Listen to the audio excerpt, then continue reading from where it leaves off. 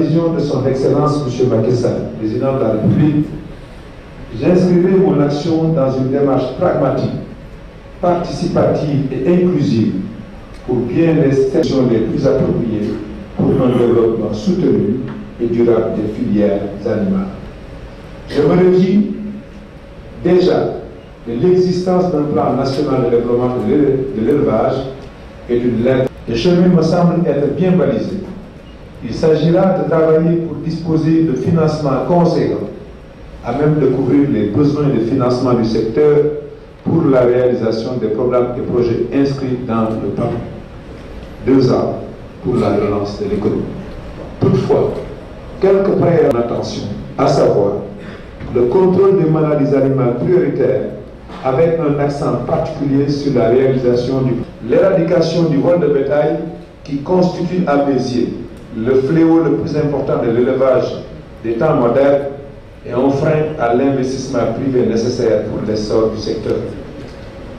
Troisièmement, la prévention et le règlement des conflits entre agriculteurs et éleveurs pour faciliter l'accès du bétail aux ressources pastorales et hydriques. À cet effet, je suivrai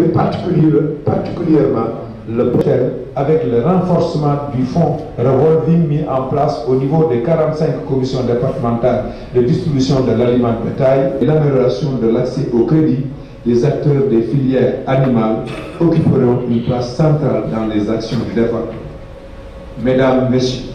vous conviendrez avec moi, à juste titre, comme un puissant levier de développement économique et social, ne peut se réaliser sans une forte implication de tous les acteurs de la chaîne de valeur des différentes filières animales. Les défis du secteur en vue d'un développement durable. Je voudrais vous rassurer quant à ma disponibilité de manière efficace et inclusive pour l'émergence du secteur et la couverture progressive par les productions nationales de la demande des populations en lait et en viande. Le fonctionnement de mes services, un bon climat de travail et une collaboration dynamique avec toutes les catégories professionnelles concernées par le secteur. C'est sur cette note d'espoir que je voudrais clore mon propos et vous inviter, chers participants et distingués invités, à prendre la parole pour intervenir sur les enjeux et défis qui seront transmises au chef de l'État et feront l'objet d'un plan d'action. Je vous remercie de votre attention.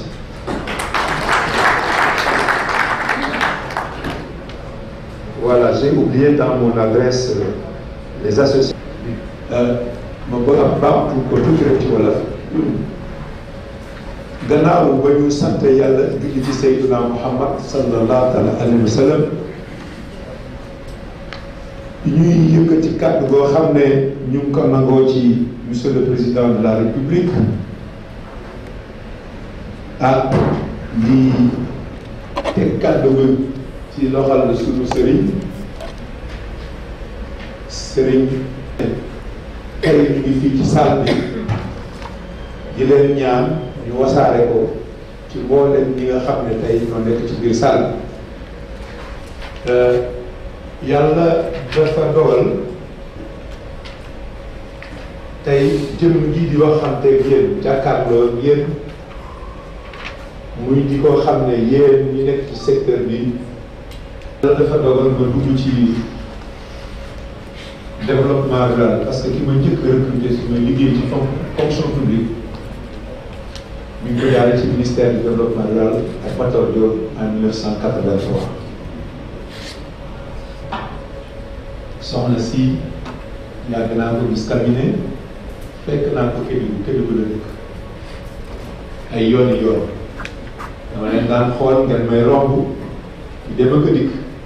ma xam ne ci secteur bi ngeen nekk loolu nag bu yàlla defee tey ma ñëw toog fii nag bu amee ci monsieur le président de la République la jaar ñu ko ciy sant bu baax a baax di ñaan yàlla mi nga xam ne moom kese moom dong moo am kàttan yàlla na yéen loxo ñu matale ko ànd ko ak yéen ma ñëw bureau mu ne loo xam ne dama ci am yaakaar maa ngi lay dénk loo xam ne dama ko fonk yaakaar gi ma loola nag lu rëy la lu am solo la di ñaan yàlla na ma yàlla may kàttan bu yaakaar ñooñu ma am ci moom ñooñu am ci man di leen ñaan kenn ndawul ñëpp kenn ku ci nekk am nga dayoo boo xam ne am nga liggéey boo xam ne ñu koy xaar am na fu mu fi taxaw te fi mu fi taxaw maanaam ku jàpp ci liggéey bi sérieux bi du mën a wéy dafay mel ne am bu la ak yàggee xam naa solo si càmm bu nawet neexee rek élevage neex rek dox rek Sénégal la loolu par l'observation dañ koy gis yéen ñii dem di dikk nekk ci càmm bi di saytu jur gi di ko defar di ko indi di ko jébbal nit ñi yéen ak suñu mbokki baykat yi yéen a yore réew mi kon nag liggéey ak yéen bokk ma dara sax mais jaamu yàlla la damay faral di wax ne biñ fii ñëw suñu borom tàggu wuñu mooy diggante béykat ak sàmmkat fi mu nekk ni ci région de Diourbel rey nañ ci lu toll 2 sàmm gaañ nañ ci lu toll 4 sàmm yu ndaw yi kon loolu nekk na jafe-jafe démb bi may ñëw màngaan yi nekk Koungheul Baccel màngaan yi nekk Bala muy Salif Sow nee nañu ma maire yi dañoo def ay arrêté ne sàmm yi waruñoo dugg waruñoo ñëw ci zone transhumance lu dul 1er janvier te fi mu nekk ni am na ñoo xam ne jóg nañu départ nañu passé ñii jege nañu Koungheul ñii yeggaguñu Koungheul te ñoom arrêté boobu yëguñu ko ma defe ne booy liggéey ak nit da ngeen waxtaan ngeen diisoo ñun kilifa yi ñu yëgal ñu ko bu ko defee ñu xam naka la ñuy def bu sàmm yi bu ñu naree génn di ñëw ñu xam naka la ñuy ñëwee loolu nekk na lu jafe-jafe beneen bi mooy daa yi dafa teel a ñëw am na sax lu ñu fay mais daa yi nekk na jafe-jafe boo xam ne mel na ni rakki dee la ndax jur gi bu amul lu ñu koy dundalee rek mel na ni rakki dee la ñetteel bi mooy li nga xam ne lii ñu ngi koy xeex mooy corona bi éleveurs yi nañ ci gis seen bopp nañ leen jàppale borom unité transformation meew yi borom xar yi ñi nga xam ne ñu ngi doon yafal di jaay borom nag yi ñu ngi doon yafal di jaay seen doole dafa wàññeeku il faut ñu jàppale sàmm yi il faut ñu taxaw sàmm yi li ñuy wax post Covid ñu taxaw ci ba nga xam ne bu ëllëgee sàmm yi dinañ mën a nekkaat ni ñu nekkee woon loolu daal sant nañu nag ministre dalal nañ ko ak jàmm na bisimilla ci kër gi kër njaboot la kër gi kër askan la kër gi kër Sénégal la ni ko président buggee ni mu ko président fonkee ni ko président nawe dañoo bëgg bu téye ñu noonu mu téye xale yi noonu di gërëm nag honorable yi muy Arouna Gallo di Aliou Dia di Ismaïla Sow di Sidel Samba di honorable député Aliou président convergence di jigéen ñi nga xam ne ñoo bootu ci sama gannaaw maa ngi leen di gërëm bu baax di leen sant par le ministre de l'élevage et des productions animales qui vient d'être nommé par le président de la République qui a eu confiance en sa personne pour le confier un grand ministère, le ministère de l'élevage et des productions animales, qui est un ministère d'une grande dimension qui peut relever le défi de l'immigration clandestine, mais qui peut aussi relever la résilience des populations mobiles pastorales du Sénégal. Aujourd'hui, nous lui souhaitons la bienvenue parmi nous avec l'ensemble de son équipe technique, que ce soit le secrétaire général et l'ensemble des directeurs de services qui sont là aujourd'hui. Nous lui disons bienvenue au niveau du ministère de l'élevage et de la production animale. Nos priorités aujourd'hui, d'abord, c'est l'entente et la solidarité entre les techniciens et les organisations d'éleveurs. Notre solidarité aujourd'hui peut nous amener à régler tous les problèmes qui sont d'actualité aujourd'hui, à savoir le grand défi aujourd'hui, c'est le conflit entre agriculteurs et éleveurs. Tout récemment à Diourbel, on a tué un éleveur. On a blessé 5 bergers. J'ai toutes les photos dans mon portable. On souhaiterait que ce problème soit réglé d'urgence. Puisqu'en venant, il y a des éleveurs transhumants qui m'ont confié en me disant de dire au ministre que les maires ont signé des arrêtés en demandant aux transhumants de ne pas quitter leur terroir avant le 1er janvier. Et ces arrêtés n'ont pas été diffusés ni vulgarisés au niveau de la zone de transhumance. Cela a constitué un grand problème aujourd'hui. Ceux qui ont pris départ n'arrivent pas à abreuver leur cheptel au niveau des forages pastoraux. Ceux qui ne sont pas arrivés à destination sont en cours de route avec toute la problématique qui peut se poser entre éleveurs et agriculteurs. Et je crois qu'aujourd'hui, quand il y a mort d'homme, on doit tout suspendre et faire face à régler ce problème qui est un problème crucial. Le deuxième problème, c'est les feux de brousse. Si au mois de novembre, décembre, nous voyons des feux de brousse, c'est une catastrophe pour les transhumants et les éleveurs pasteurs. Puisque plus tard, il y aura un surpeuplement du cheptel dans les zones de transhumance et ça va continuer à créer ces problèmes et ces difficultés pourront atterrir soit au tribunal ou à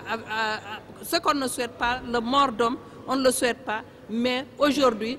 tous les éleveurs, tous les agriculteurs sont agités et il faudrait qu'on trouve dans l'immédiat une solution pour régler ces problèmes qui sévit en tout cas dans les zones où j'interviens, de la zone de Dagana jusqu'à Louga, en passant par Linguère. Toute cette zone-là prend départ pour atterrir vers Kaffrine, Tamba, jusqu'à Kédougou aujourd'hui. Il faudrait que le code pastoral soit pris en compte, comme il l'a dit, nous avons tout espoir, mais il faudrait que tous les problèmes urgents soient réglés pour qu'on puisse continuer à travailler dans de bonnes conditions. Nous lui souhaitons la bienvenue au niveau du ministère. C'est Mme Dieynaba Sidibé, je suis présidente du Directoire national des femmes en élevage, mais je suis la vice-présidente du pastoralisme de l'Afrique de l'Ouest, dont le président est mauritanien. Je vous remercie. Non, non, c'est pas possible. Sinon, je te prends plein. Le président, c'est bon, ça va être de façon résumée. Je vais parler. De façon représentée. Oui, je m'appelle Harouna Galoba, président de l'Union nationale des organisations du Sénégal, un acteur, un berger, un éleveur. Voilà, président, votre réaction par rapport à cette première sortie du ministre? Ma réaction, d'abord, je vous remercie de nous avoir donné quand même l'opportunité de parler aux Sénégalais pour vous parler de ce qui se passe aujourd'hui dans cette journée. D'abord, c'est de remercier le président de la République du Sénégal, son Excellence Macky Sall, pour la considération qu'il a pour le secteur de l'élevage. Depuis 2012, il nous donne les moyens, il nous donne l'espoir pour rêver. Comme vient de dire ma grande sœur Dieynaba Sidibé, le secteur de l'élevage, c'est un métier. Avant c'était culturel, aujourd'hui c'est un métier. C'est le président qui nous pousse à être, en tout cas, des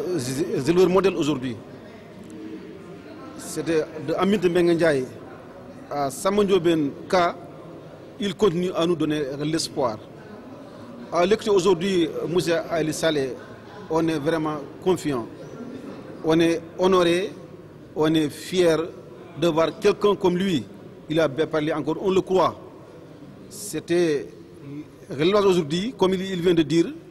pour éradiquer la pauvreté, il faut passer par le secteur de l'élevage. Bien sûr, il y a la pêche, il y a l'agriculture. Si je suis devant moi, mon grand frère Alioundia, je le salue au passage. Aujourd'hui, on est venu pour deux choses. Il faut rappeler, nous sommes le 26 novembre, ça devait être la journée de l'élevage. Mais malheureusement, à cause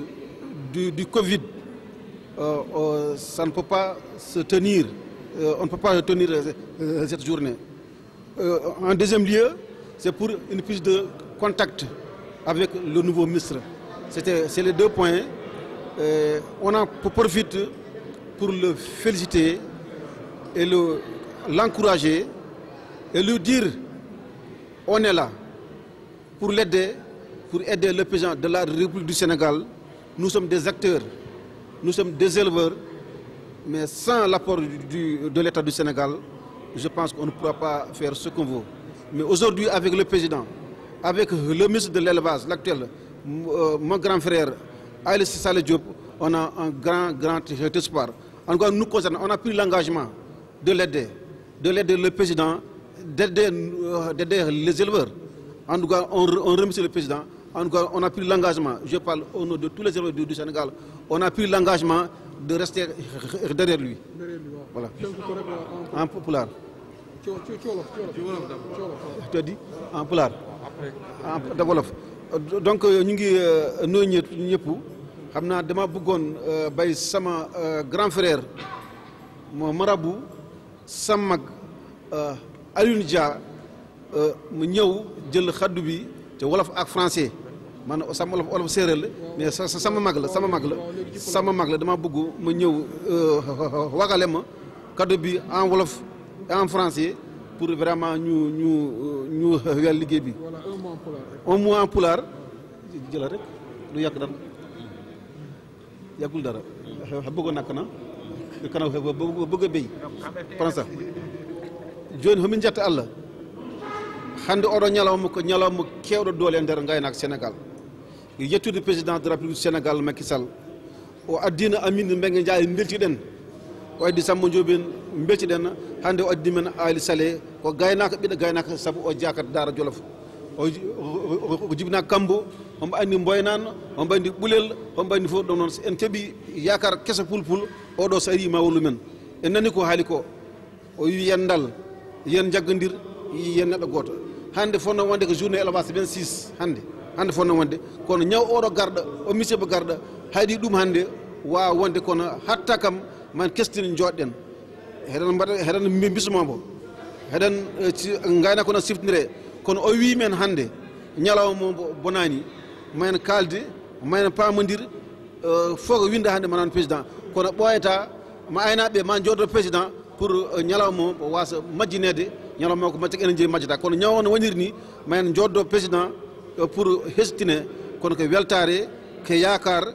gaynaka ko jogui Sénégal aynaɓe jogui Sénégal ndeke jiiden yumma jiiden baba cumuji ɗine gara yen kad guyki jawdi haalama kono woni ko gonga yen jokkodir ballen ɗum he ballen koyemen ballen président de la République saabu o wolli aynaɓe Allah jarama on jarama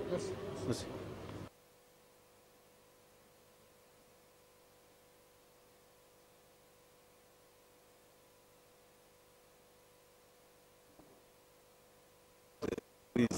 De contact, qui est la première rencontre de monsieur le ministre de l'élevage et des ressources animales avec l'ensemble des acteurs de l'élevage. Je confirme les propos tenus par ma sœur Dieynaba Sidibé et mon frère Arona Gallon, qui ont traduit exactement les attentes des acteurs de l'élevage. Nous félicitons le président de la République vraiment de tout ce qu'il a fait pour l'élevage et des bonnes intentions qu'il a effectivement données comme instruction au nouveau ministre. Nous félicitons et encourageons également le ministre parce qu'il vient de dérouler effectivement sa feuille de route, lui permettant de pouvoir engager le travail conformément à la politique définie par le président de la République. L'espoir renaît parce que, comme vous le savez, l'élevage est une mamelle importante et indispensable dans l'économie nationale. Compte tenu maintenant de l'engagement du président dans les 5 dernières années, qui ont consacré effectivement le 26 novembre comme journée dédiée à l'élevage. Je crois qu'en fait, nous venons encore de faire un bond qui nous permettra effectivement de résoudre les problèmes de l'élevage. Les problèmes abordés par ma sœur Dieynaba Sidibé et Arona Gallo, sur d'abord le climat entre éleveurs et agriculteurs, nous poussent à mener des réflexions pour humaniser et démocratiser l'espace pastoral.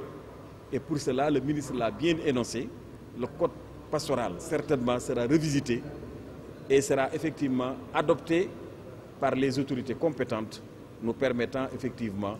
de trouver un climat social, un climat apaisé pour la réussite de l'élevage et de l'agriculture, parce que l'agriculteur est éleveur, l'éleveur est agriculteur, donc le Sénégal gagnerait pour que rapidement des espaces soient trouvés de concertation, et on en a déjà, pour que ce climat, une bonne fois pour toutes, sera humanisé et démocratisé pour le bien de tout le monde. waaw ni ngi sant yàlla nag bu baax bi mu nu mayee ñu fekkee ndaje mi nga xam ne moo njëkk ci ministre bu nga xam ne moom la ñuy door a dénk li nga xam ne moo jëm ci élevage ak ressources animales. may dëggal rek li nga xam ne sama jigéen Dieynaba Sidibé wax na ko ak itam sama doomu baay di sama xarit muy Arona Gallo wax nañu ko li ñu wax rek mooy li sàmmkat yëpp di dund mooy itam li nga xam ne lii gën moom la sàmmkat yi di nekk. ñu gërëm nag président de la république bu baax ndax xam cër bi mu jox élevage juróomi at yii ñu weesu lim ci def bokk na ci rek yëkkati bés jagleel ko élevage muy 26 novembre. ba tax na tey bi ministre bi ñëwee tey wax nañu fan la jëm wax nañu lim nar a def fi mu jëm ak lim nar a def bokk na ci fexe ba liñ bokk te mënuñ koo séddoo muy fi ñuy sàmmee te di ko bayee nu fexe ba def ca démocratie ba ca war fexe itam ba humaniser ko. nga xam ne sàmm bi day xam ne baykat la baykat bi xam ne sàmm la ñoo bokk lépp te mënuñu tàqali ko su ko defee loola bu ñu ko defee rafetal rek ñu xam ne élevage nag la muy jëriñ ci réew mi mooy nit ñaari ween la am élevage mooy benn ween bi ba ca des mooy mbay mi benn ween bu ci taxaw rek doom bi yëg ko nit ki yëg ko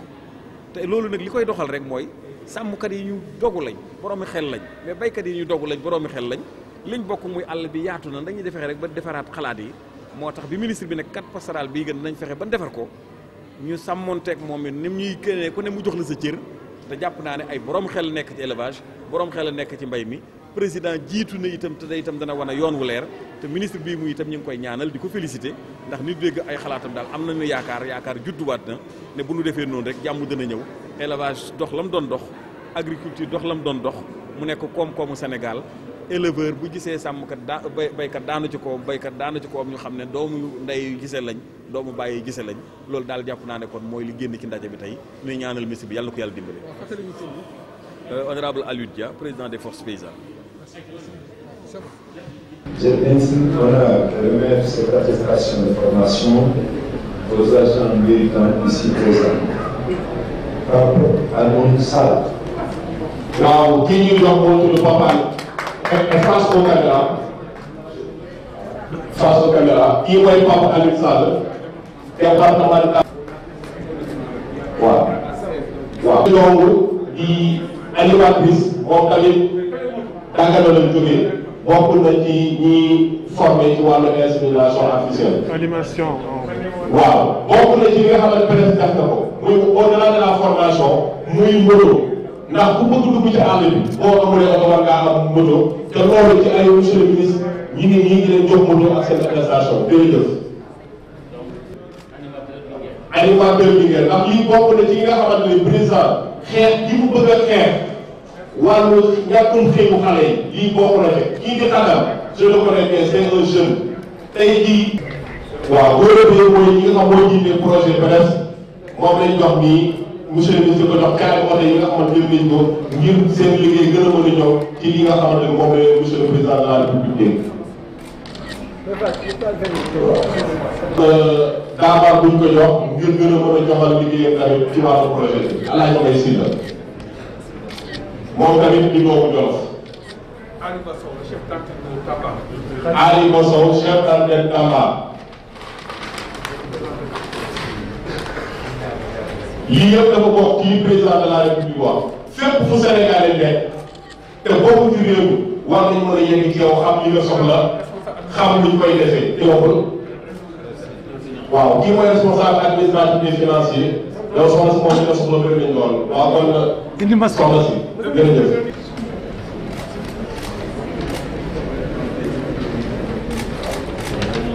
léegi juste rek yéen waa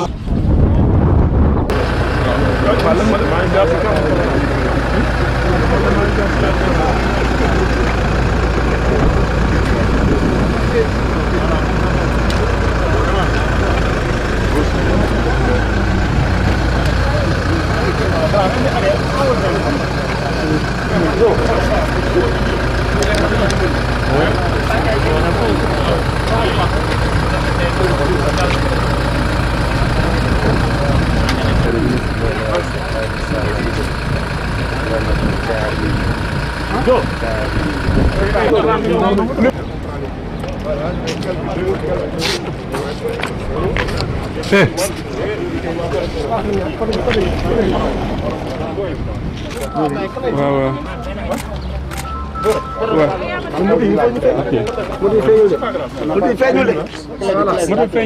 waaw ñii de il faut ñu génne ñii génne leen ñii génne leen génne leen génne leen bàyyi leen ministre ak kii xantam génneel génneel pour qu'on puisse avoir l'image des motos. S'il vous plaît, s'il vous plaît. Non, jógal foofu. Thank you.